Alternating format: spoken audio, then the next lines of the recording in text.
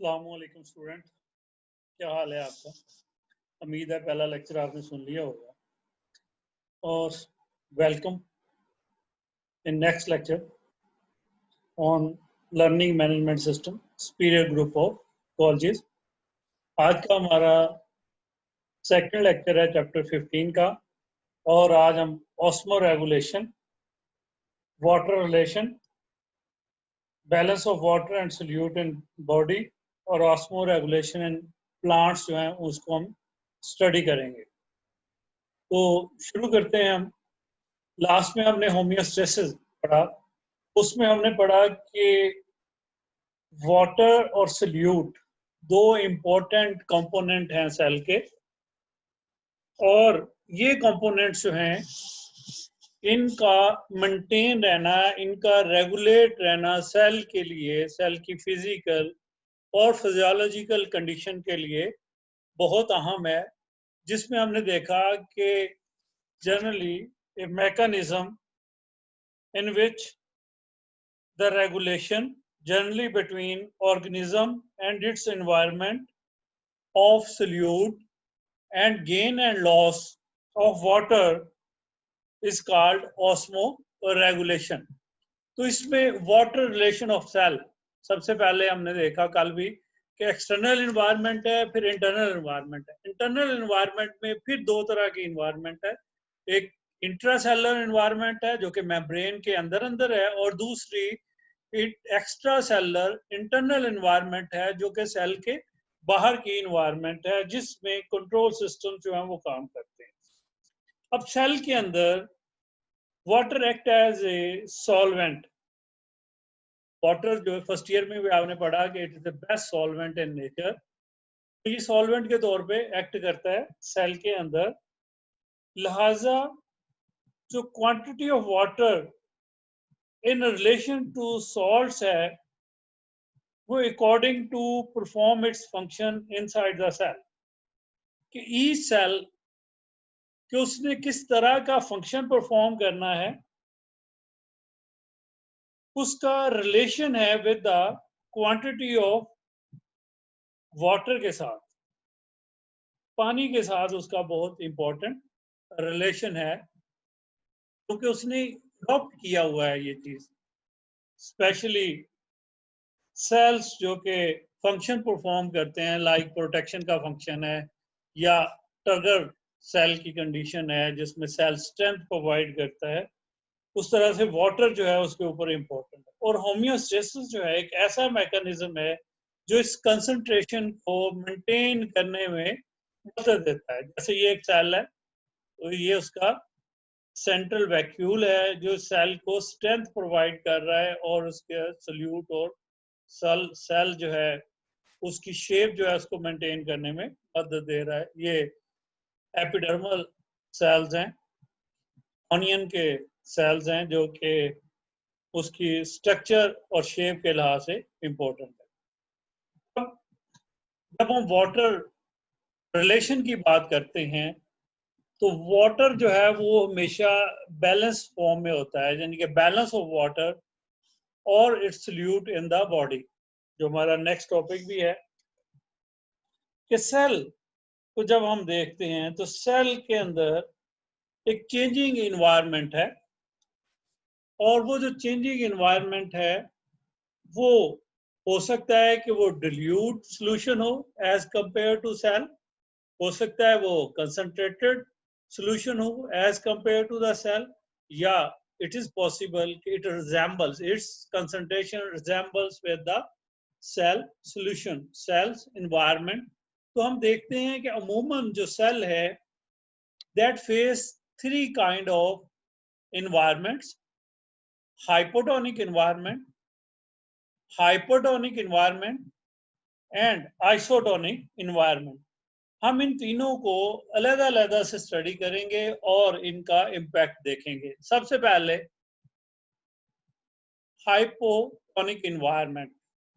Hypotonic environment is a dilute solution, dilute environment as compared to the cell concentration, यानी कि cell जो होगा उसकी कंसंट्रेशन ज्यादा होगी और आउटर साइड जो है वो कंसंट्रेशन कम होगी, यानी कि ये जो आउटर साइड है ये डिल्यूट होगा, like dilute solution, dilute environment as compared to the cell internal environment. इसका मतलब dilute solution as compared to the cell concentration. This type of environment is known as hypotonic environment. अब इस hypotonic environment में क्या होगा कि water molecules will move into the cell. Water molecules move into the cell. It means water entry into the cell, or from dilute solution to the cell, और ultimately cell की concentration भी कम होती जाएगी, dilute होती जाएगी, और इसका result क्या होगा, सेल जो है वो टर्जेड हो जाएगा। अगर तो ये नॉर्मल सेल है, सेल बॉडी के अंदर वर्क कर रहा है, तो ये उस सूरत में क्या होगा कि ये सेल अपना फंक्शन परफॉर्म करता रहेगा, टर्जेड हो जाएगा। कभी कभी ये कंडीशंस जो हैं ये सेल के लिए हार्मफुल भी हो जाती है, स्पेशली इन एनिमल सेल, जिसपे भी हार्म होती है। अगर तो ये प्लांट सेल है, तो आप देखिए प्लांट सेल के बाहर सेल वॉल होती है, लिहाजा वो इस सेल को लिमिटेड अमाउंट तक एक्सटेंड होने देती है, स्वेल करने देती है। जैसे आप एक्सपेरिमेंट भी परफॉर्म करते हैं ऑस्मोसिस का, तो प्लांट सेल जो है उसको कोई फर्क नहीं पड़ता, लेकिन एनिमल सेल जो है जब वो कंट्रोल सिस्टम से बाहर होता है तो वो बर्स्ट कर जाता है। तो ऐसा ही यहाँ पे है कि हाइपोटोनिक सॉल्यूशन में सेल जो है वो रैप्चर हो गया या सेल स्वेल किया और बर्स्ट हो गया, it may harm to the cell. कौन सी कंडीशन? Hypotonic environment.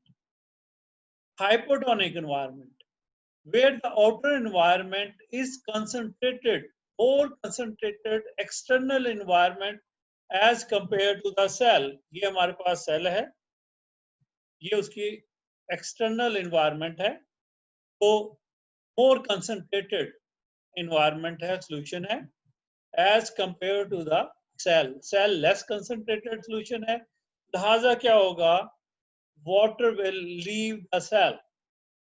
सेल जो है उसमें से पानी बाहर निकलेगा, and due to the loss of water from the cells through osmosis, cell will shrink, cell जो है वो श्रिंक कर जाएगा। अब यही हाल प्लांट सेल और एनिमल सेल में। प्लांट सेल होगा तो उसकी शेप जो है वो मेंटेन रहेगी, क्योंकि सेल वॉल जो है वो फ्लैशेड तो हो जाती है लेकिन वो शेप चेंज नहीं करती। लेकिन अगर एनिमल सेल होगा तो वो श्रिंकेज वाज़े तौर पे नजर आएगी।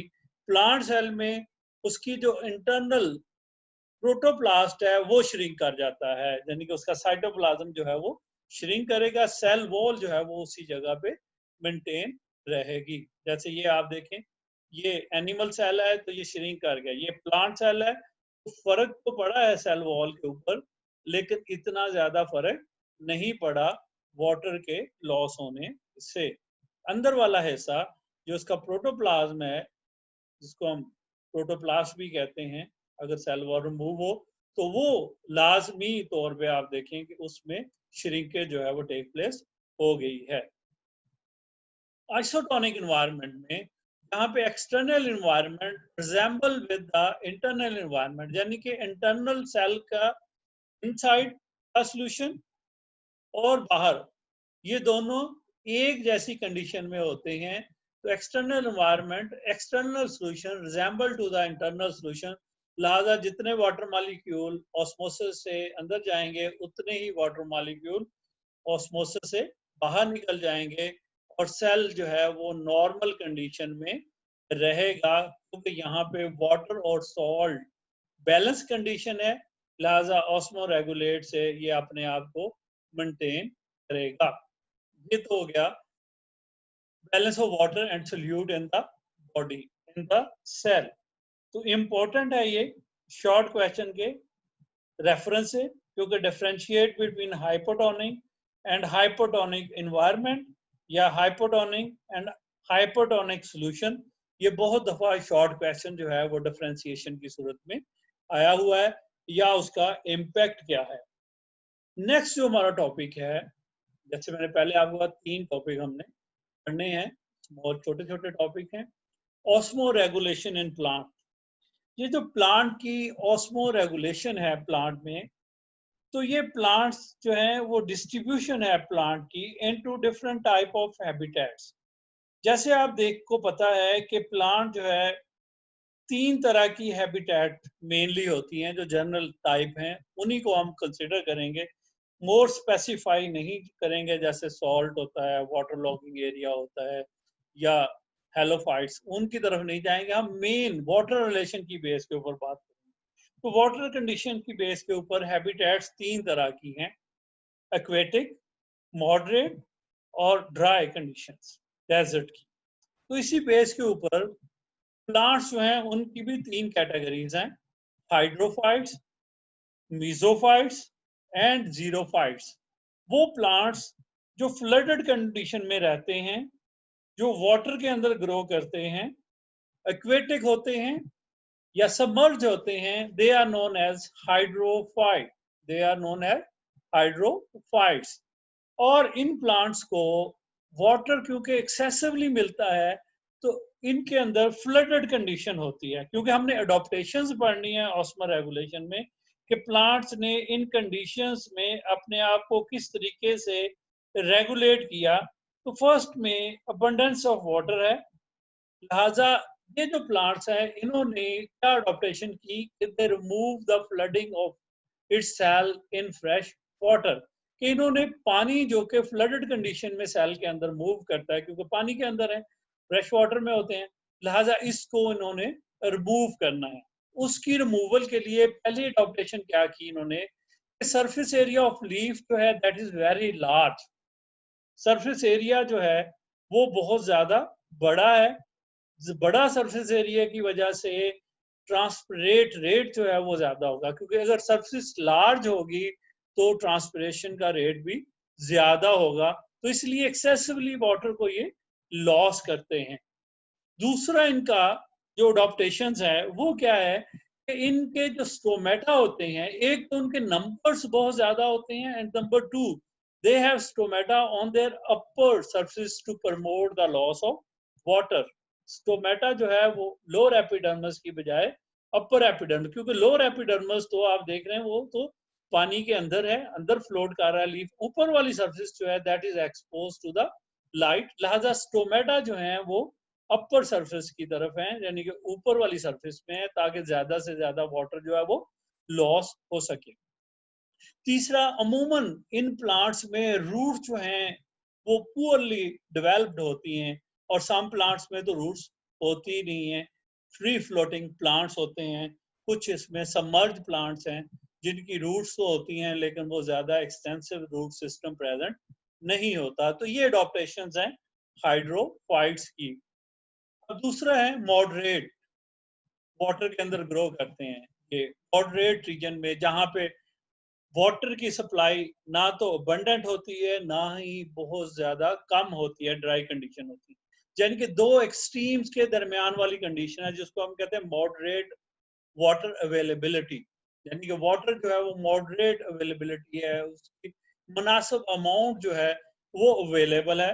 लिहाजा इस सूरत में ये प्लांट्स की अडॉप्टेशंस 2 तरह की हैं, क्योंकि इनके जो स्टोमेटा होते हैं वो अंडर सरफेस के ऊपर होते हैं, यानी कि लोअर एपिडर्मिस के अंदर प्रेजेंट होते हैं, और इनके स्टोमेटा वाटर सप्लाई की बेस के ऊपर ओपन और क्लोज होते हैं। अगर तो सप्लाई ज्यादा है, सफिशिएंट सप्लाई ऑफ वाटर है, पानी अवेलेबल है, बारिशें ज्यादा हुई हैं, उस जगह पे पानी ज्यादा है, तो they open their stomata to promote loss of excessive water. ज्यादा जो पानी उनकी बॉडी में है उसको लॉस करने के लिए स्टोमेटा को ये ओपन कर लेते हैं। और अगर ड्राई कंडीशन है, रिस्ट्रिक्टेड सप्लाई है, पानी ज्यादा अवेलेबल नहीं है, तो फिर ये अपने स्टोमेटा का क्लोज कर लेते हैं ताकि वाटर लॉस जो है वो प्रिवेंट हो जाए, वाटर लॉस जो है वो कम हो जाए। इसकी अमूमन हमारे एरिया के प्लांट्स जैसे बरासिका है, रोज है, मैंगो ट्री है, या डिफरेंट ट्रीज जो कि इससे अलग रखते हैं, जिनकी एग्जांपल्स आप जानते हैं, वो इसके साथ कंडीशन। तीसरे जो हैं जीरोफाइट्स। जीरोफाइट्स वो प्लांट्स हैं जहाँ पे रिस्ट्रिक्टेड सप्लाई होती है, वाटर अवेलेबिलिटी बहुत कम होती है, और ये जीरो कंडीशंस में रहते हैं। लिहाजा इन्होंने पहली जो अडॉप्टेशन करनी है, या इनके अंदर जो अडॉप्टेशन होनी चाहिए, जो इनकी अडॉप्टेशन है वो क्या है कि लॉस को रिड्यूस करना वाटर को, तो reduction in the rate of transpiration adopt करना है, ताकि कम से कम ट्रांसपिरेशन जो है वो लॉस ऑफ वाटर हो, और अपने आप वाटर को ये मेंटेन करे। अब उसके लिए इन्होंने सबसे पहला काम क्या किया कि इनके जो लीव्स हैं वो स्मॉल हैं, दे हैव स्मॉल लीव्स, दोनों तरफ आपको नजर आ रहा है ये कंडीशन सब।